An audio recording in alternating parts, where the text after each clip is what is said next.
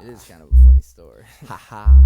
He lives in a 4x2 glass box that reminds me of my head. I wish my floor would have rocks, but it's covered with puddles instead. If I could be him, life would be great. I could erase this permanent frown. I wouldn't even be held down by my own weight. I woke up, walked to the tank to hear his thoughts on yesterday. How was it, I asked, and after a tap on the glass, he looked my way, then gave me this depressed expression and pressed his best just to say, besides the tides and the gray skies, it was okay. And I said, hey, Mr. Fish, you get all that you wish. You got nothing to complain about while hanging out in this bitch. And he replied, well, existence is bliss. There's so much that you miss. Besides, get off the trip. Happiness is just a myth. I said, living in water is extremely more peaceful than life. Confined with mind blinded by the evil. I'm forced to see through these two peepholes. It seems to redeem freedom not being limited by walls. But that only means I qualify as ground for the sky when it falls. That only means I qualify as ground for the sky when it falls. That only means I qualify as ground for the sky when it falls. That only means I qualify as ground for the sky when it falls. But Mr. Fish just laughed as I went on and on and on. So I interrupted his chuckle, putting up my middle finger. And he boldly told me it's too bad I'm such a thinker. So arrogantly I asked, how could someone think too much? He added that insanity lingers and thoughts brought me to the brink of such. He said you live inside a head that reminds me of my glass box. And everyone's the same, all brains are contained by your reality frame. And change with terrain, it's trained not to change. And once you see what I've explained, you hit the jackpot. And at that very moment, it was like my eyes really opened. The air that previously surrounded me was now an ocean, still totally invisible except for minor pieces of debris. The Mr. Fish pushed up to the glass and he looked just like me. My whole world spun around, I didn't understand, but I realized I was no longer a man.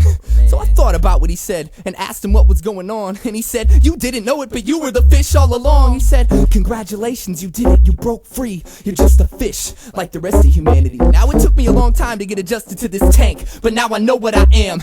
And so to that man I give thanks. I've always lived inside this glass box that reminds him of his head. It just goes to show you that your mind is your own monster. Reality's what you make it, and if you take it away, you're just a fish like me, swimming in the powdered water.